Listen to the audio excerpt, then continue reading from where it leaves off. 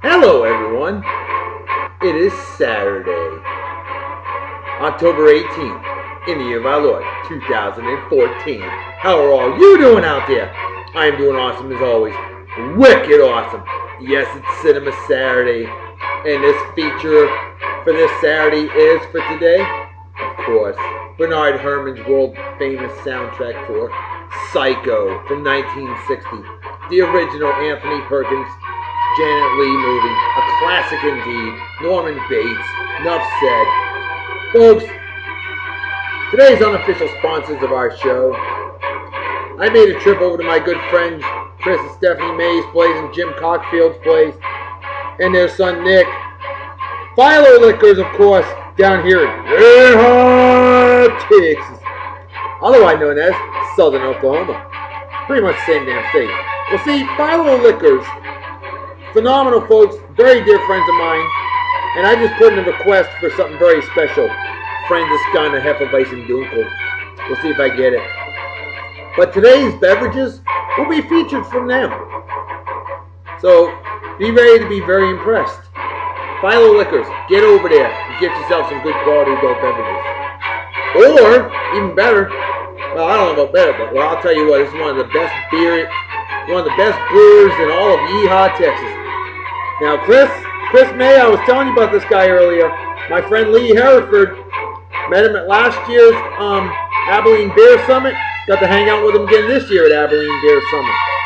Lee Hereford, an amazing brewmaster, Pedernals Brewing Company, and folks out of Fredericksburg, Yeehaw, Texas. Lobo, leader of the pack. Boy, I tell you what, it's the best Texas brewer I've ever run across. And that's saying something because there's a lot of good ones out here. Lee Hereford, my friend, I hope you watch this show, and I hope that you'll appreciate the review I'm about to give your beer.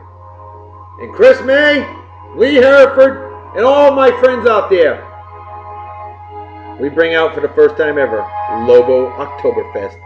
6% of absolute exquisite wicked awesomeness out of Fredericksburg, Yeehaw, Texas, of course. Now, Pedernals Brewing Company, traditional Marzen style. Now see, Fredericksburg is a very German developed town, very heavy German influence. So ironically, why not a German beer in Fredericksburg? And Lee Hereford can definitely make it. Let's see how good it is. Got to bring out proper beer consumption apparatus. You know, you got to represent Gritty McDuff's out in good old Maine. Proper opening apparatus, proper technique. Here we go. Damn, Lee, that was a tough one to open. 45 degree angle right into the beer consumption apparatus, right over the keyboard, because I'm that damn good. Haven't spoiled drop yet, never have, never will.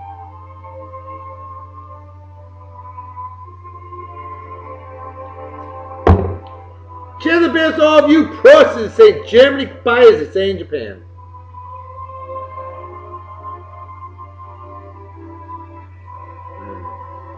Oh, Lee, indeed. That is excellent. Absolutely excellent beer. Big solid A on this here beer. Absolutely love it. That is good. That is wicked good. You've developed another champion there, Lee. I'm telling you. Alright, well, we got a plethora of birthdays to get to. And before I get to that, today's show is officially brought to you by one of our very special unofficial sponsors of our show, my good friend Justin Dimmitt, and his amazing, amazing show and page, Prosper. That's right. Live long and prosper. You do not have to be a Star Trek fan to appreciate Prosper. Remember, this is how successful this guy is. He's the one that started the Beer and Song of the Day Facebook page. Okay? So without Justin Dimmitt, we wouldn't even have a page. Justin Dimmitt, my friend, I give you the Prosper salute. Love Dr. Style. Alright, let's get to the birthdays. My good friend Sylvia Vaughn, a wonderful sweetheart of a lady, fellow Mafia on the old Mafia Wars. Yup. Screaming. She's a member of the Best Damn Mafia Wars family in the history of Facebook, man, MySpace, and all those others. In Mafia Wars history, Strays fight united. No question about hiccups, burps, full belly from. Oh, wow. Sylvia, sorry for the interruption. But, yes, Strays fight united, because teamwork makes the dream work. You're a wonderful lady. Happy birthday to you. How you doing? Hope you're doing well. Great chatting with you all the time. Hope you have a wicked awesome day. Celebrate well and enjoy. Cheers and beers.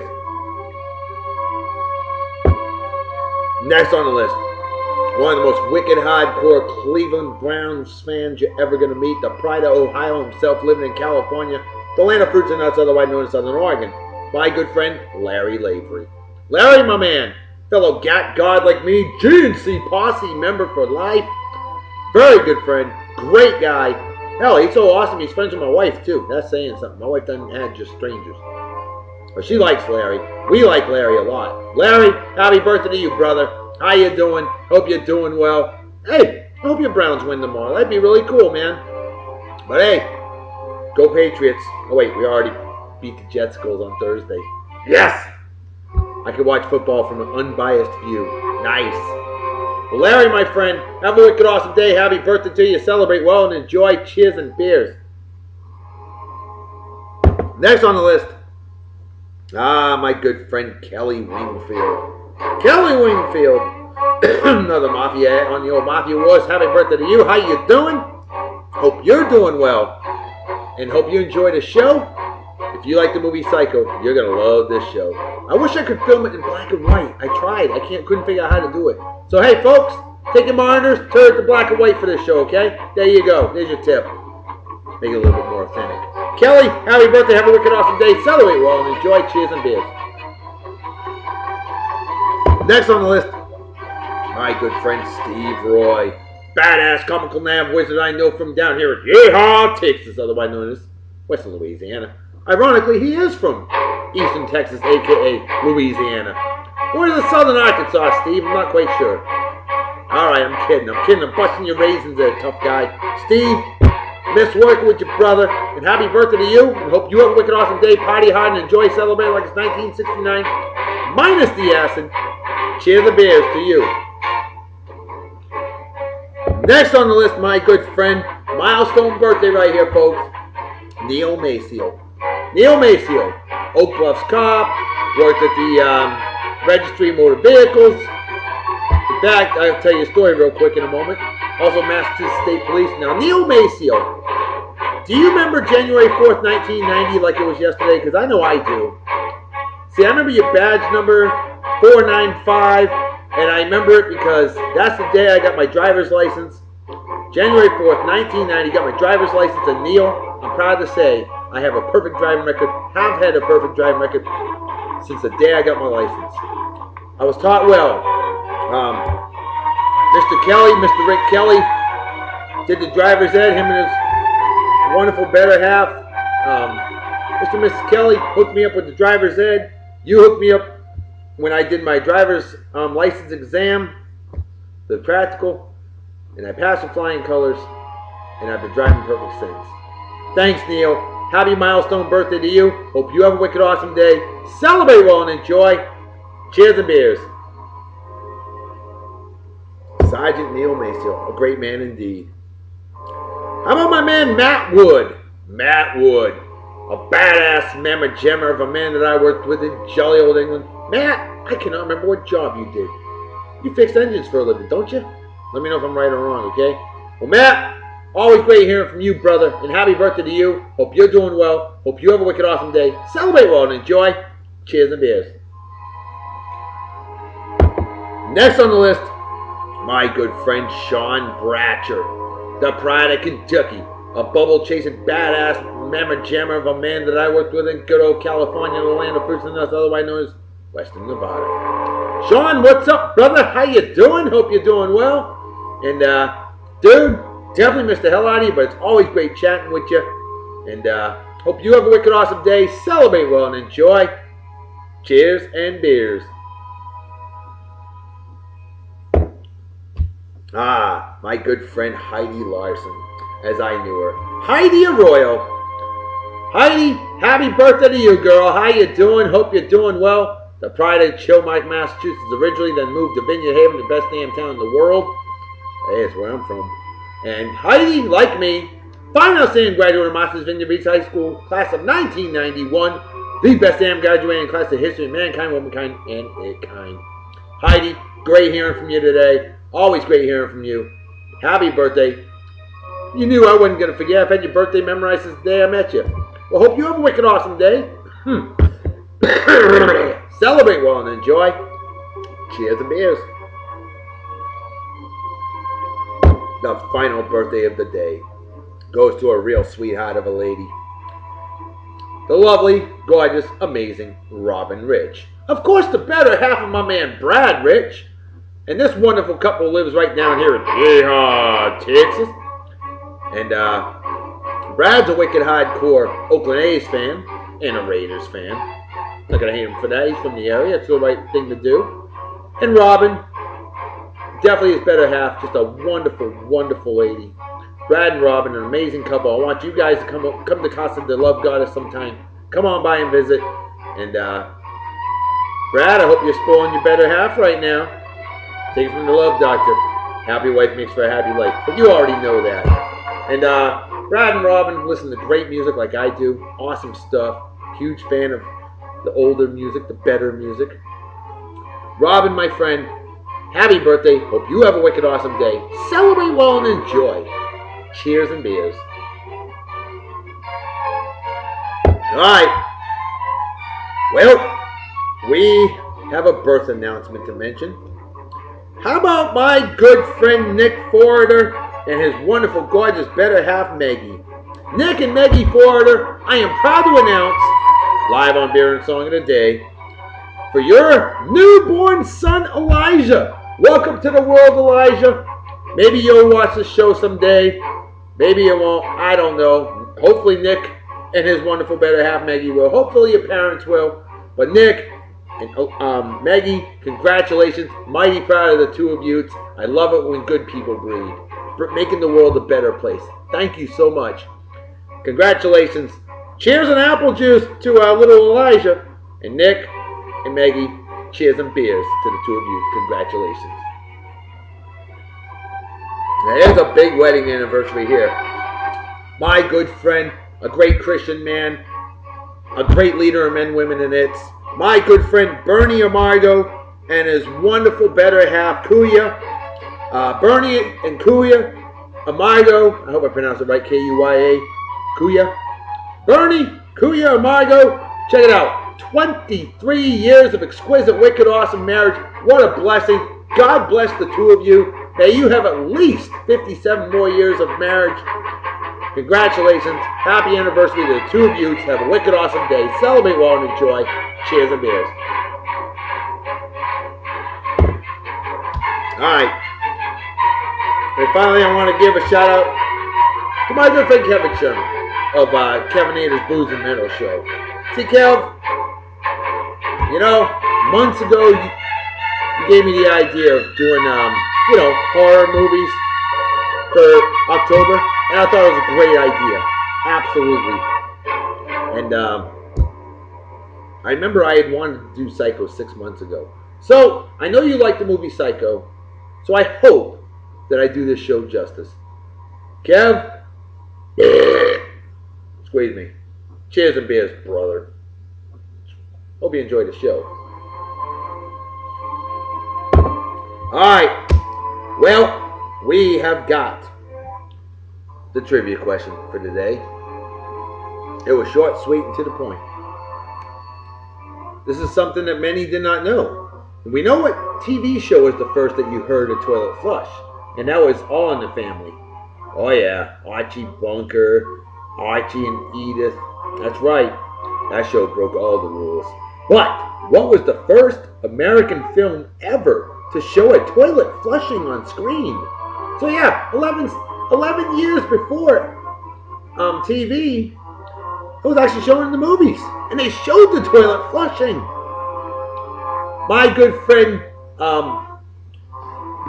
Mike Taylor, big time wicked hardcore Buffalo Bills fan, a great man. I've known him online for years, talking in those sports show rooms, chat rooms and stuff like that. We remember NFL Red Zone Roundtable. We remember NFL Now. Sal Capaccio, Johnny Vaughn, the late great Johnny Vaughn. God rest his soul. We miss him terribly. But Mike, phenomenal guy. And you nailed the question. You said Psycho. You said Psycho? I say yes, it is. Psycho, 1960. Indeed. Wicked awesome job. Way to go, Mike. Big! Love Dr. Salute to you. Oh, hell yeah. Well done, my friend. Well done. Cheers and beers. All right. Well, let's get to... Oh, you know it's coming. You know it's coming. The first hunk of the day on Beer and Song of the Day. Check it out. Oh, yeah. The legendary Norman Bates himself. Anthony Perkins. You know Anthony Perkins was only 27 years old when they filmed this movie? That's right. Sure was. 27 years old. Born in 1932. Sadly passed away of AIDS in 1992. Unbelievable. He contracted AIDS in 1986. And he kept the secret for a long, long time. Really a sad loss because he was a fantastic actor. Creepy. Oh, he played a great creepy actor. Boyish looks, handsome. Oh yeah, ladies loved him. Well, you know what? It's time for some celebrity birthdays. Shame on me for not mentioning it sooner.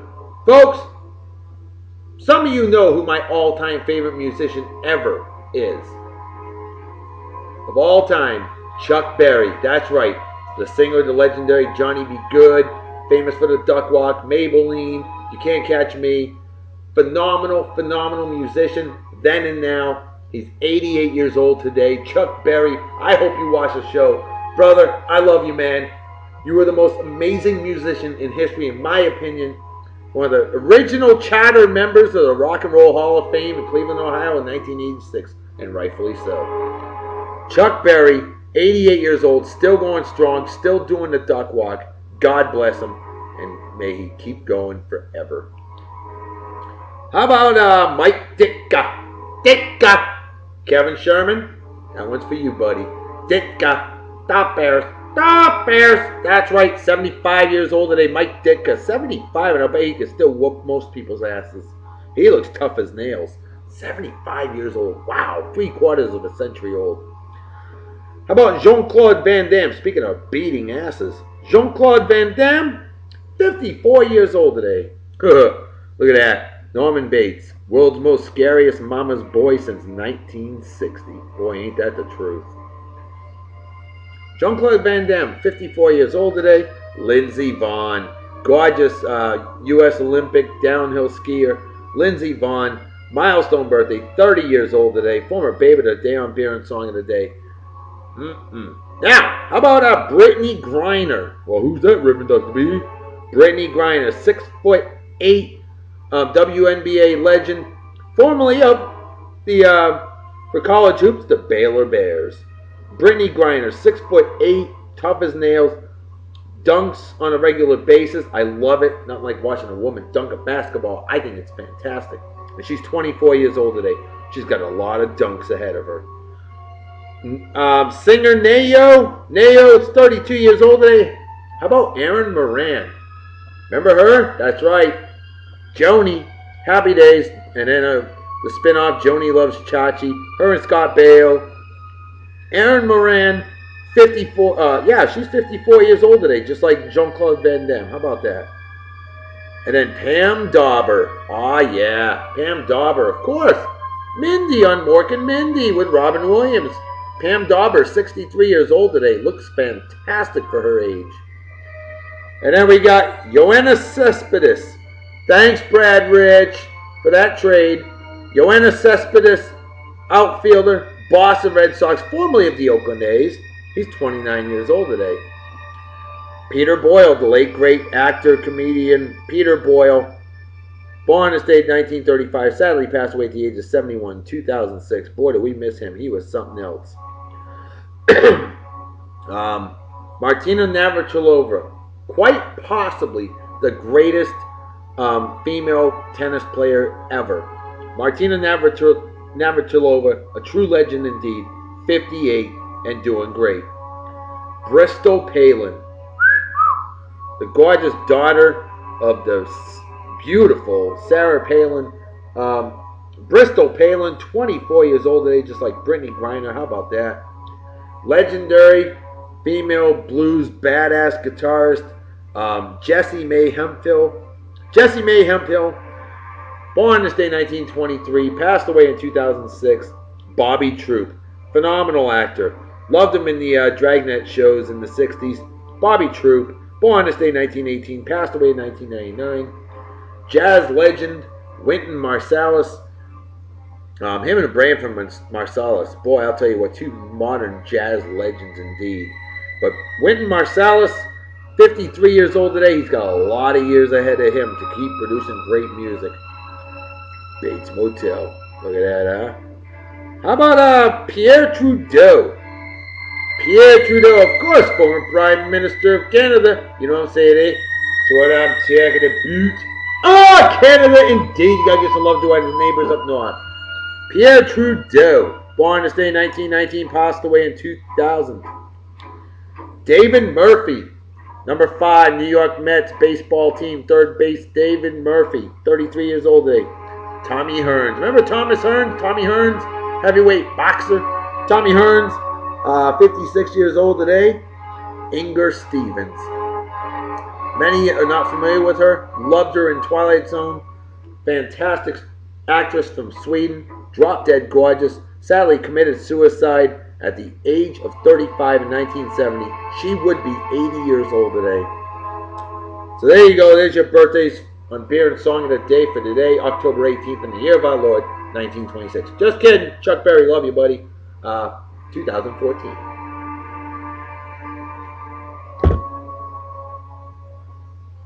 Anthony Perkins. How about that? All right, folks.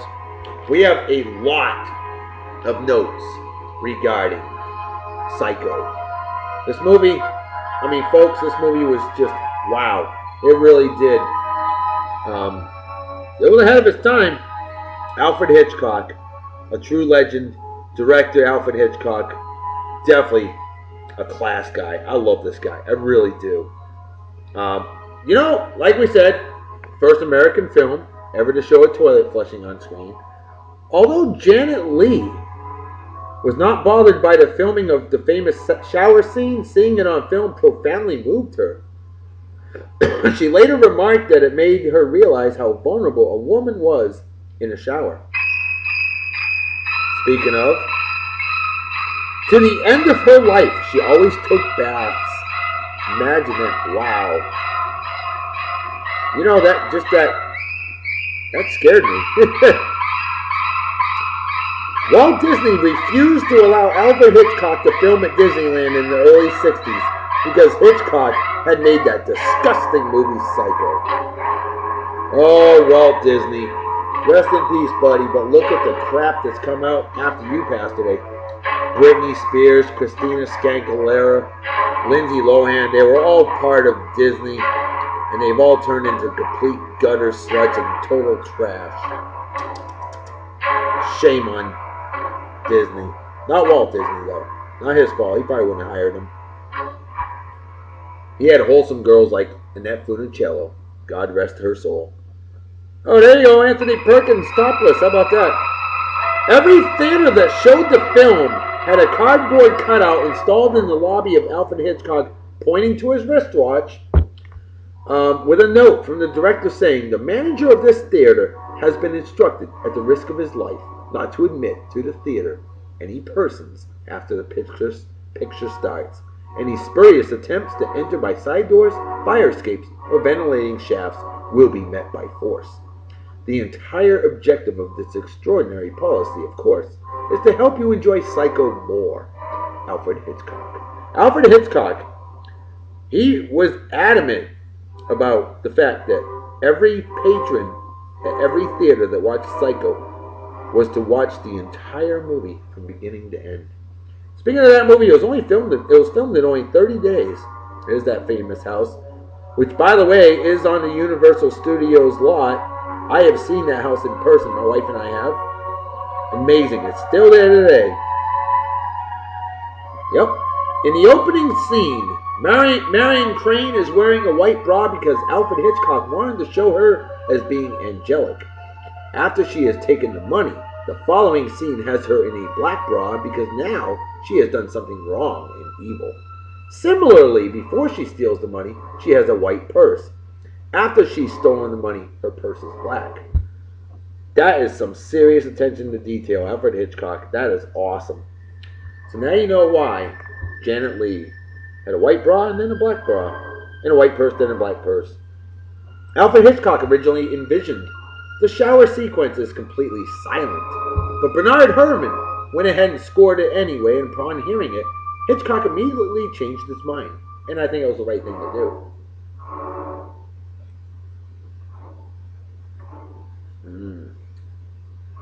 Empty as the brain cells of an average Yankee fan. But don't worry, I have a cure for that.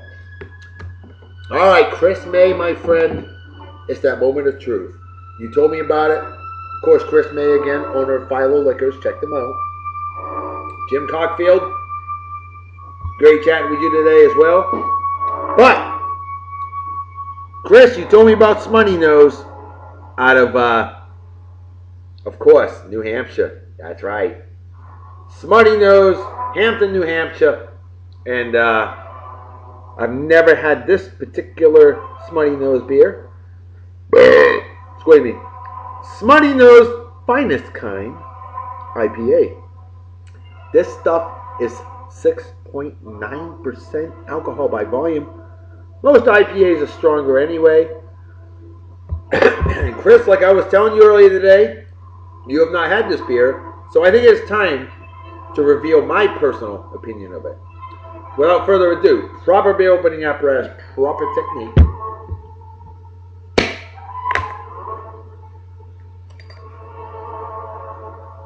.45 degree angle right into the big consumption apparatus, right over the keyboard, because I'm that damn good, haven't spilled drop yet, never have, never will.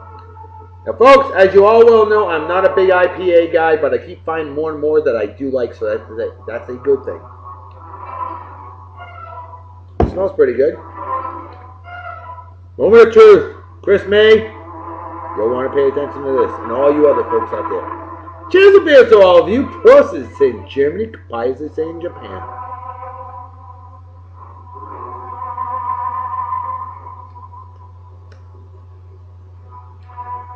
Well, it's got more bite than I like, to be honest with you. But the flavor is good. Oh no, I give this beer a B. Good beer. I like it. I like this IPA. And that's good because I got 5 more in the fridge. And if I didn't like them, it'd be a bit of a struggle. So yeah. Whew, I give it a B. Good beer. Not big on the bite, but I love the flavor, so I'm happy. Very pleased. Okay, well, this will be even more pleasing. Because see, now it's time to feature our first Baby of the Day on Beer and Song of the Day. I know it's not from Psycho, but how about Janet Leigh? Hot diggity, dog damn it, her day. Good go. Janet Leigh. See, by cinema in the 50s and 60s, they started showing women in bras a whole lot more. Especially in the 50s with those bullet bras. Now, we're talking, this movie was filmed in 1959 and 1960.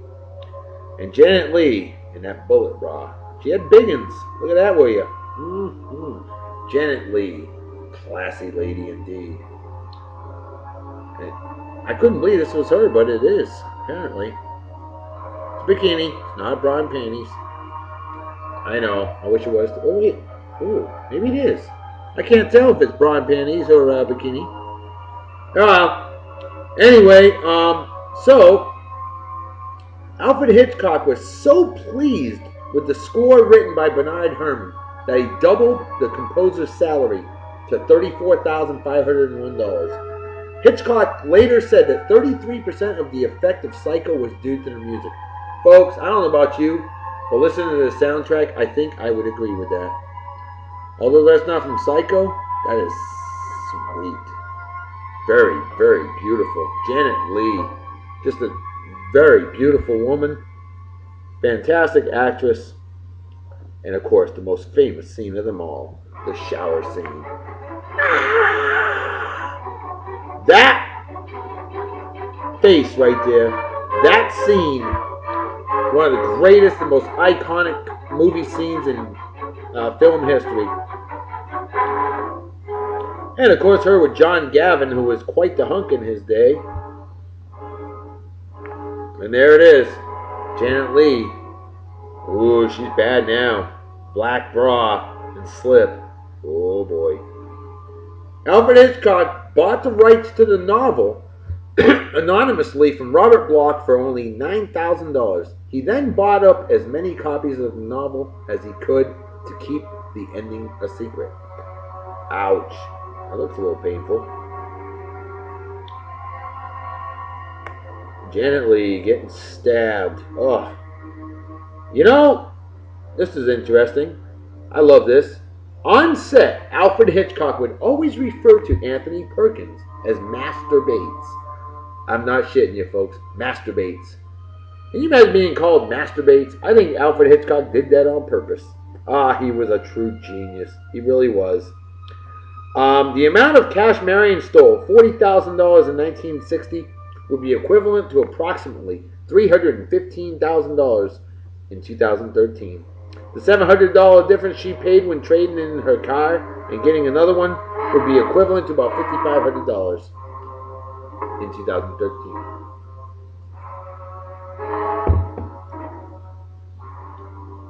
Saw a lot of that in the movie.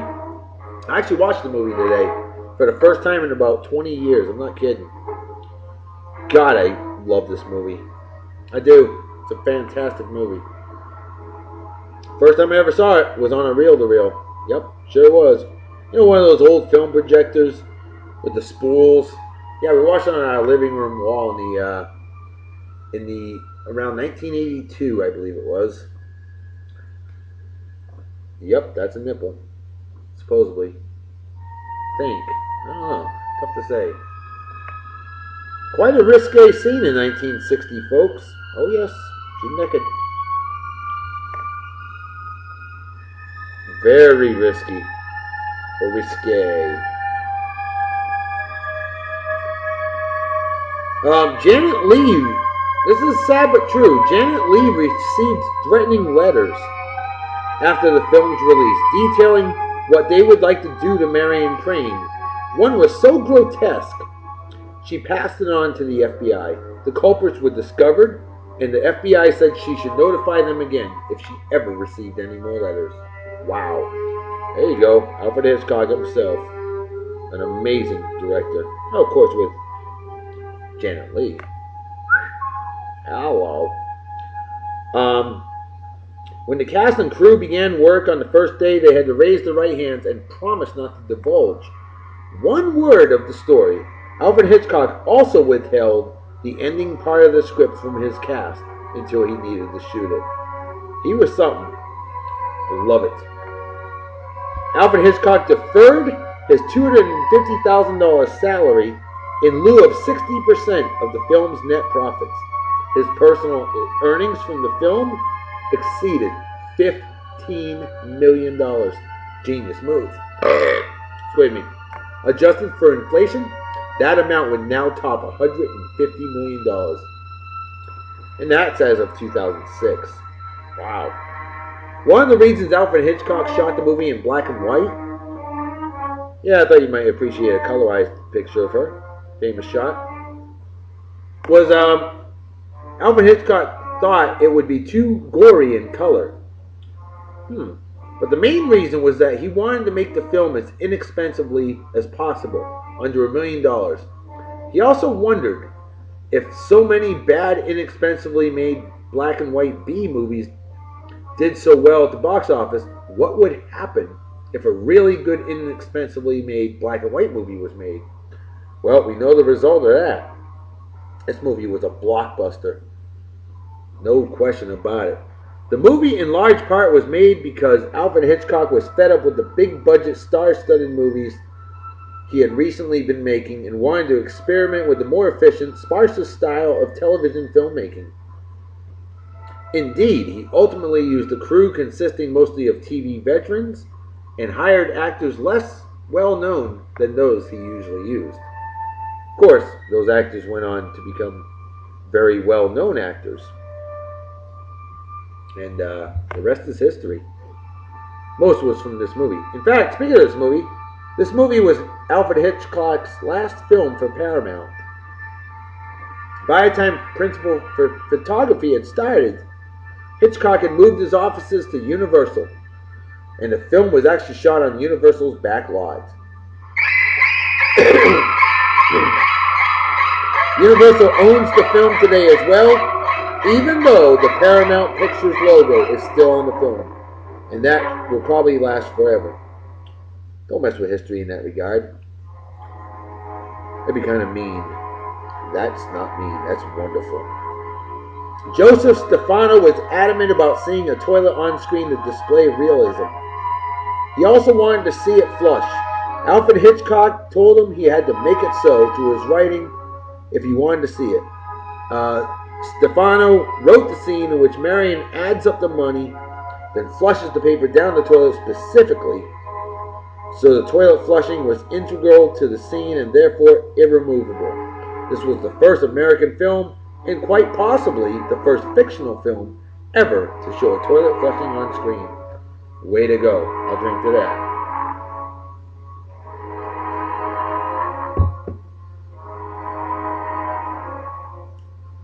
The score, composed by Bernard Herrmann, is played entirely by stringed instruments. So the soundtrack that you're hearing right now.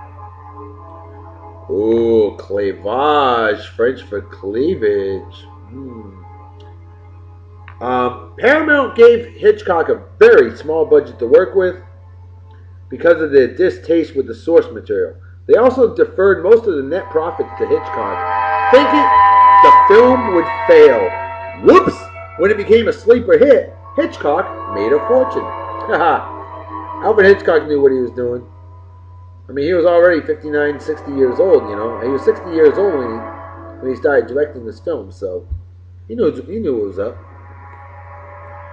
The Bates house, though moved from its original location, still resides on Universal's lot. I've been to Universal Studios, as I mentioned.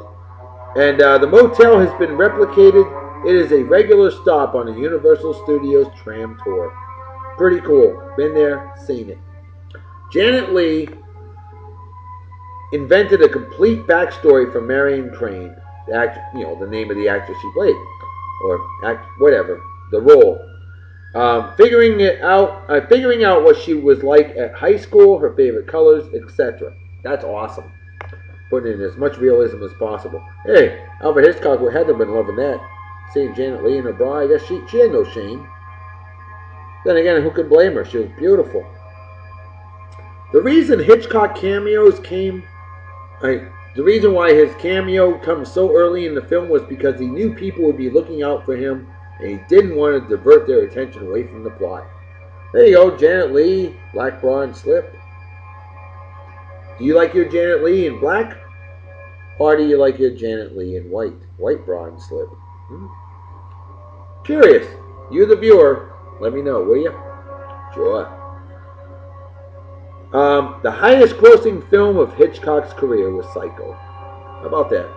Now, according to Janet Leigh, wardrobe worn by her character Marion Crane was not custom made for her, but rather purchased off the rack from ordinary clothing stores. Alfred Hitchcock wanted women viewers to identify with the character by having her wear clothes that an ordinary secretary could afford, and thus add to the mystique of realism. Again, Alfred Hitchcock, definitely a thinker and a genius. Alright, well, I think it's time for our next hunk of the day, and I think y'all are going to like this guy. He's still with us today. He's 83 years old, still going strong. John Gavin, picture with Vera Miles right there. John Gavin in his day, quite the hunk indeed. 28 years old when he filmed this movie. Look at him, huh? Look at that, you ladies and you men that love the men. Although Norman Bates typecasted Anthony Perkins, he said he still would have taken the role even if he knew the character would dog his career. According to Janet Leigh, wardrobe worn by her character... Oh yeah, I already talked about that. I skipped the other one is what it was. Alright, the official trailer for the film back in 1960 ran on for over 6 minutes and 30 seconds. I just watched that trailer today for the first time ever. And that was a very, very unique trailer. You need to check out the movie trailer for Psycho. Seriously. That was a feat unheard of in today's trailers. Can you imagine a movie trailer going for 6.5 minutes? No, it usually lasts for a minute, maybe 2.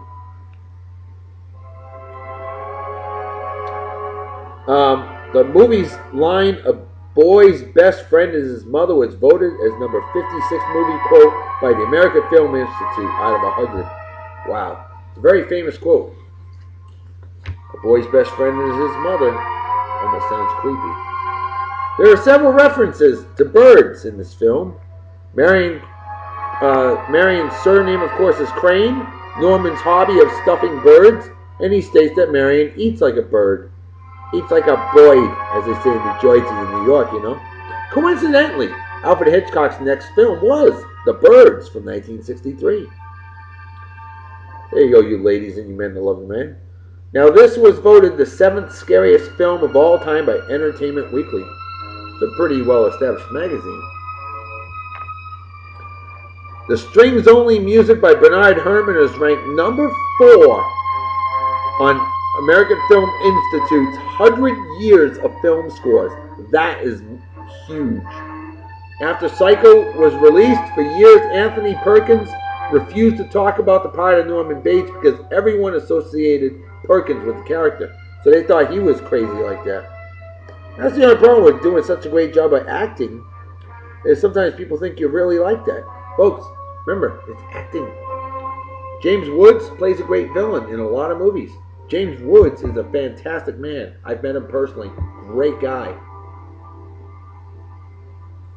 I was an extra in the movie, The Race to Space. And I hung out with him for a couple days. Guy is awesome. You know, Psycho was ranked number 1 on the American Film Institute's 100 Years, 100 Thrills film series. Unbelievable. The film only cost $800,000 to make, and it's earned more than $40 million. Alfred Hitchcock used the crew from his TV series, Alfred Hitchcock Presents, fantastic show I might add, to save time and money.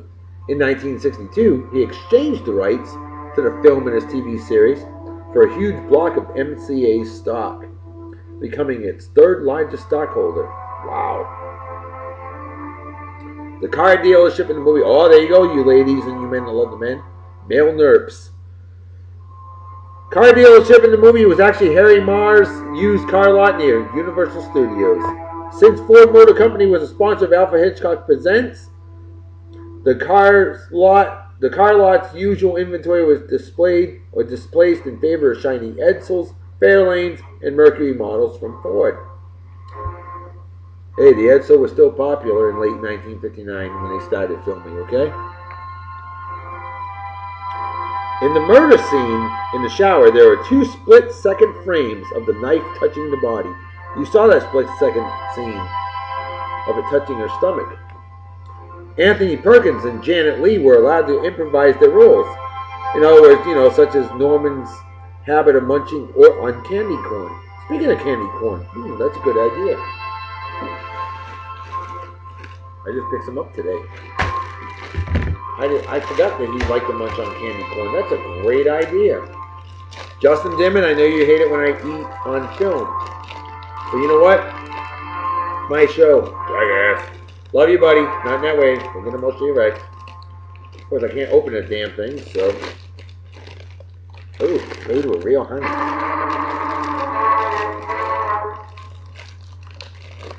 Yep.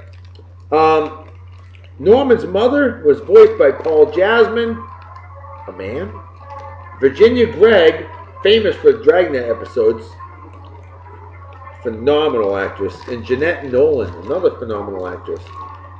Nolan provided some of the screams when Lila discovers the corpse of Mrs. Bates. The 3 voices were thoroughly mixed except for the last speech, which is all Virginia Gregg. Candy corn. Good idea.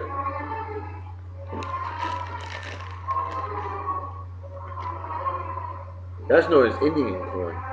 All right, Native American corn. Is that what we call it nowadays? Pumpkin.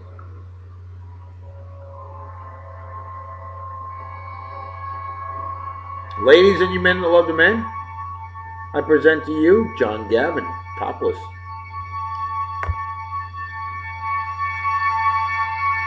As part of the publicity campaign prior to the release of the film, Alfred Hitchcock said it has been rumored that Psycho is so terrifying that it will scare some people speechless. Some of my men hopefully sent their wives to a screening. The women emerged badly shaken, but still vigorously vocal. Haha, nice little messing with the wives there.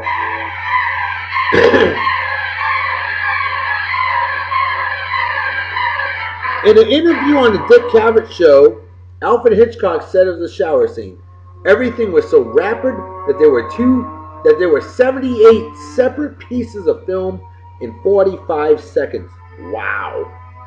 The Bates house was largely modeled on an oil painting at the Museum of Modern Art in New York City. The canvas is called House by the Railroad. Oh, lucky bastard. Vera Miles and Janet Leigh.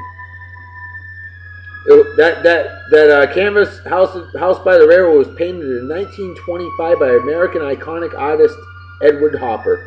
The architectural details, viewpoint, and austere sky is almost identical as seen in the film.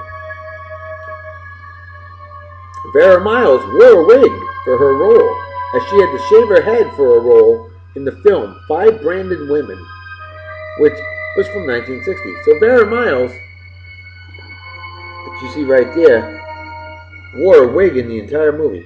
Did not know that. Now you know. Considered for the role of Marion were Eva Marie Saint, Lee Remick, Angie Dickinson, Piper Laurie, Martha Heyer, Hope Lang, Shirley Jones, and Lana Turner. Wow. So that's it for the soundtrack. Aww. Bummer. Ah well, what are you gonna do? So we'll continue to press on with your stud right there. Lots more to go. Psycho features in both the American and British Film Institute's top 100 lists. That's saying something. Of course, excuse me, Alfred Hitchcock originally being from jolly old England. Yeah, that's not from Psycho, but I thought you'd appreciate to see John Gavin in color. Now, how about our final babe of the day, our beer and song of the day? Vera Miles gives me smiles. Yeah, baby. She's 85 years old, folks. She's still going strong today. Vera Miles. Nope, that's a wig. No kidding. Parts of the house were built by cannibalizing several stock unit sections, including the tower from the house in the 1950 classic movie Harvey. The house was the most expensive set of the picture, but came to a mere $15,000. Not bad. The first scene to be shot was a Marion getting pulled over by the cop. This was filmed on Golden State Freeway, number 99. And this was Alfred Hitchcock's last feature film in black and white. And it was filmed from November 30th, 1959 to March 1st, 1960. He never filmed a black and white movie ever again. It was all color from there. Marion's white 1957 Ford sedan. This one blew me away when I read it. I did not know that. It was the same car owned by Universal that the Cleaver family drove on Leave It to Beaver. How about that? Now you know. According to Stephen Rebella, author of Alfred Hitchcock and the Making of Psycho, Alfred Hitchcock was displeased with the performance of John Gavin, who played Sam Loomis in the film, and referred to the actor as the Stiff. So I guess he had those good looks, but Alfred Hitchcock wasn't a big fan of the guy. Anthony Perkins, yeah, he didn't do a great job in the movie. Certainly went up to the standard of Anthony Perkins. According Anthony Perkins, who was paid $40,000 for his role, which ironically is the exact same amount of money that Marion Crane embezzles. When Marion is having a conversation with Norman in his parlor, Norman says in reference to his mother, "She had to raise me all by herself after my father died. I was only 5 and it must have been quite a strain for her." Well, sadly, the actor who played Norman, Anthony Perkins, was his parents' only child, and he, like Norman, suffered the loss of his father when he was 5 years old. From then on, he was raised by his mother alone. Wow. So I think Anthony Perkins in real life was a mama's boy too, and understandably so. Maybe that's why he performed so well in this movie. It truly hit close to home. In 2007, the American Film Institute ranked this as number 14th greatest movie of all time. Wow, that is something.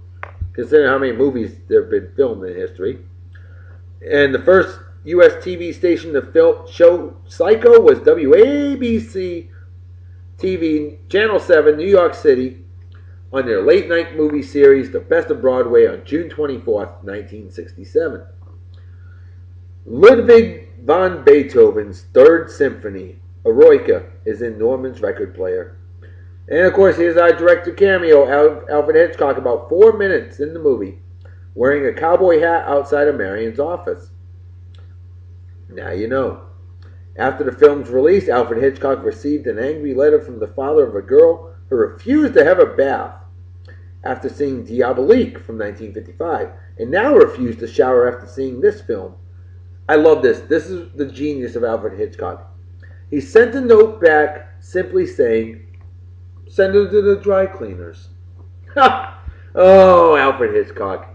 He had a kind of, he's kind of an old school Ben Stein. He had that sense of humor, that dry sense of humor, that was just pure genius.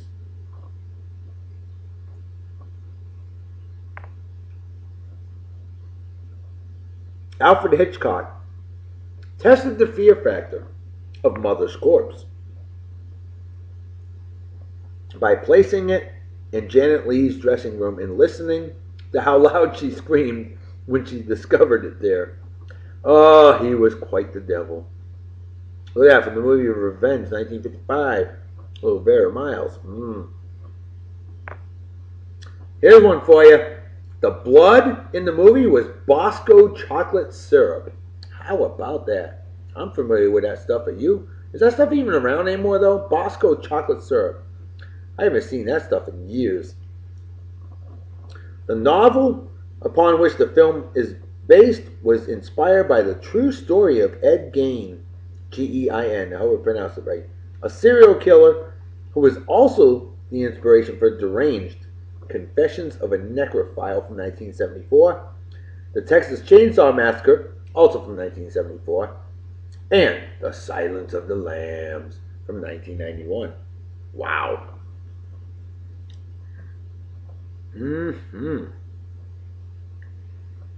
Janet Leigh wore moleskin adhesive patches by... You're going to love this. Janet Leigh wore moleskin adhesive patches covering her private parts when she acted out the shower scene, so she would not really be nude, and the camera would not pick up anything supposedly obscene. However, after the warm water of the shower washed off the moleskin, Alfred Hitchcock still did one more take.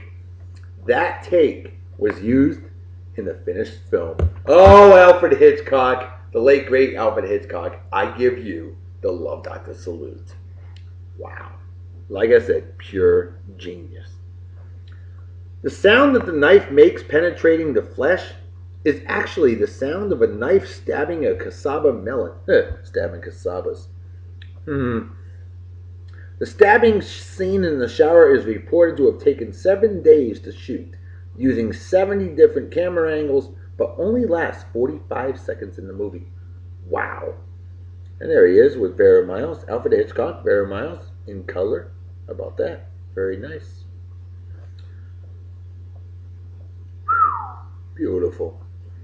Alfred Hitchcock strictly mandated and even wrote into theater managers' contracts that no one arriving after the start of each showing of Psycho would be admitted into the theater until the beginning of the next showing. Advertising artwork deceived audiences into thinking that Janet Leigh was its star, and patrons arriving after her murder would wonder where she was. Newspaper advertisements clearly piqued audience curiosity with such statements as "You must see Psycho from the very beginning." No one, not even the President of the United States, not the theater manager's brother, not even the Queen of England, God bless her, will be allowed into the theater after the beginning of each showing of Psycho. This is to allow you to enjoy Psycho more. By the way, after you see the film, please do not give away the ending. It's the only one we have. News cameras photographed audience members waiting in lines outside theaters to see Psycho, creating tremendous curiosity about the film and adding extra publicity. Again, Alfred Hitchcock, a true genius. Speaking of Alfred Hitchcock, I think with his genius and the amazing job he did, I think he deserves to be featured as Hunk of the Day. Our final set of pictures, Alfred Hitchcock, director Alfred Hitchcock, Hunk of the Day on Beer and Song of the Day. Because he's like Smith Barney. He made it the old-fashioned way. He earned it. Oh, yes. Now, what's awesome is the fact that Alfred Hitchcock even had a canvas chair with Mrs. Bates written on the back, prominently placed and displayed on the set throughout shooting. This further added to the enigma surrounding who was the actress playing Mrs. Bates. Despite the fact that the entire film is in black and white, several viewers vividly and specifically recall the red blood as it swirled down the shower drain. Really? Obviously, this could not be true.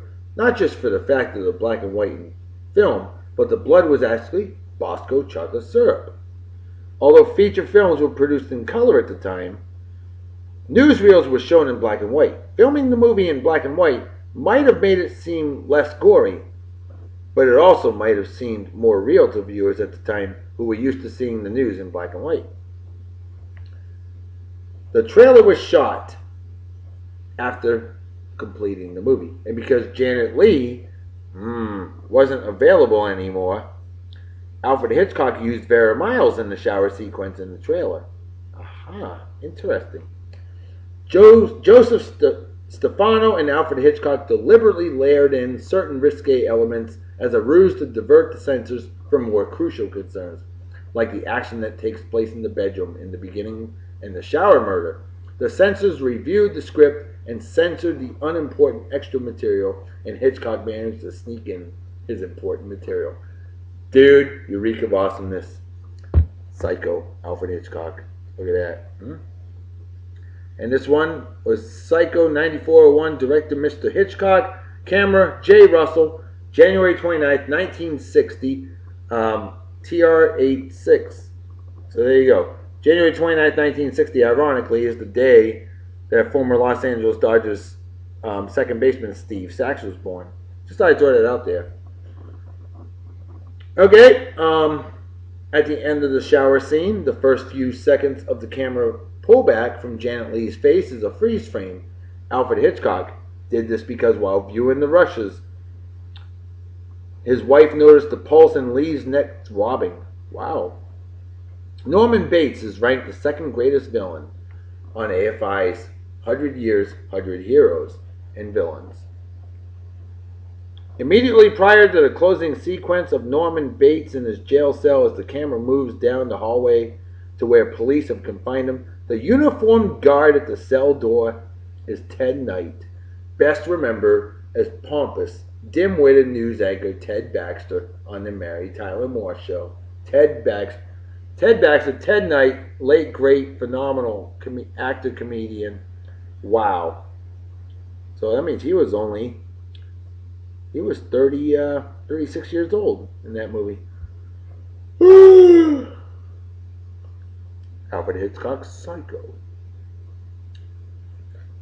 Alfred Hitchcock and his cinematographer may actually have put one over on the censors. I think they did a few of those actually. If you watch the sequence of the hand clutching around the shower curtain, you will see the curtain on the left side of the frame. The hand comes in the center frame and diverts you from what can just be seen out of focus in the background right of the frame. I think I showed it to you already.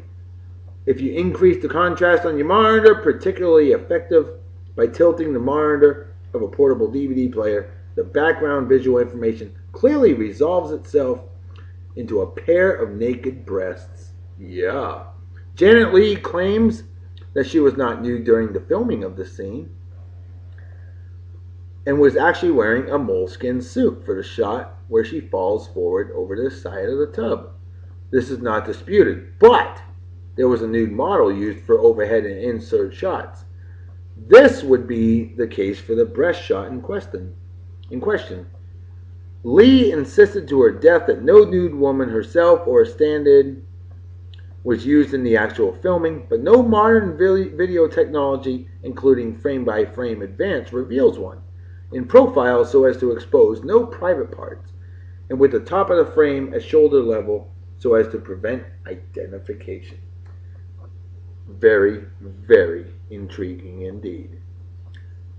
According to Stephen Rebello, the Hays office censors requested changes to the shower scene.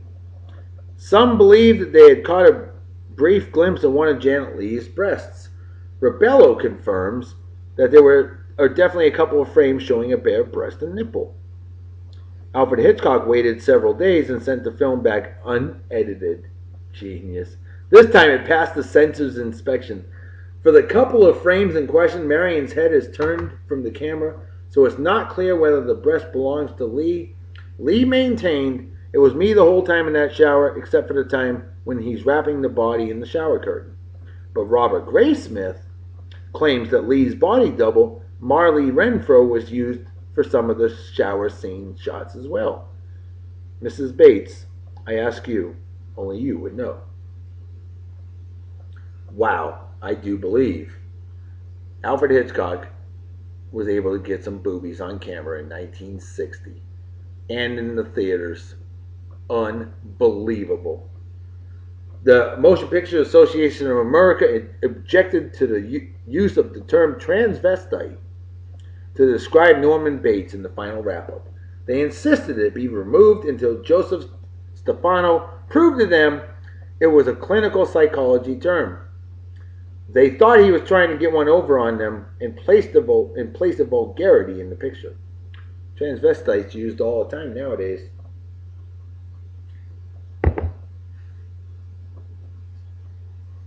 In the collector's edition DVD documentary, Janet Leigh says that a nude body double was used in portions of the shower scene. The DVD notes include a quote from Alfred Hitchcock in an interview with Francois Truffaut, in which he says the same thing. The dour and impeccable Alfred Hitchcock. A genius indeed. Marlee Renfro, unbilled nude model who doubled for Janet Leigh in portions of the murder sequence, was featured as a Playboy cover girl on the September 1960 issue while the film was still in theaters.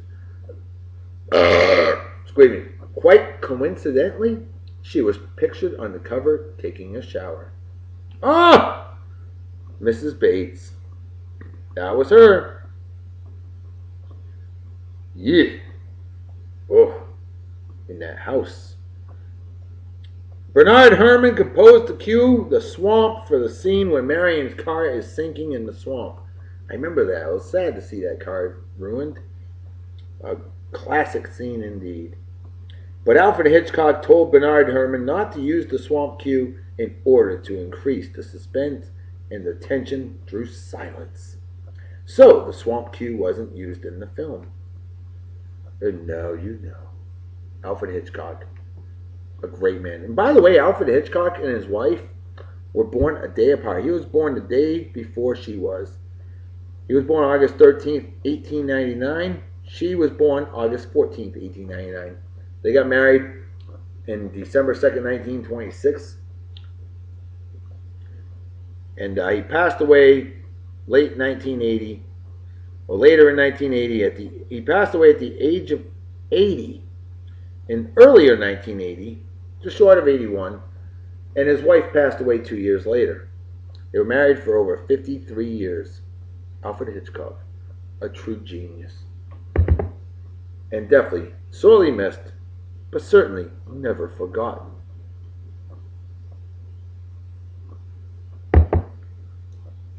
So whether you prefer good morning, good evening, good afternoon, Alfred Hitchcock will never be forgotten. Nor will the movie Psycho, 1960. Genius movie, phenomenal movie, a true classic. I highly encourage each and every one of you out there, watch the movie, okay?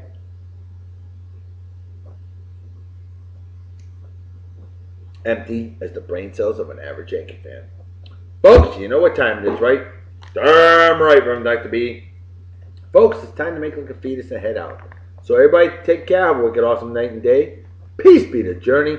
Don't do anything I want you to do. Don't drink and drive. You might spill your drink, or you might kill yourself or somebody else. And regular driving is dumb to maniacs, man. What's dumber than that? Is written for puke-infested goober schnitzels like Eli. Imitate Tom Brady. You schmuck. Dream on, jackass. Manning! Or men siding women, or animal abuse, or racism, or people who watch on bets, or fake friends, or anybody that supports, defends, or is a member of the Westboro Baptist Church. Things like that are just plain stupid. And definitely deserve a big, fat GFY. Folks, I'm out of here. I'll see y'all tomorrow. Talk to you later. Bye-bye. Bye. Bye.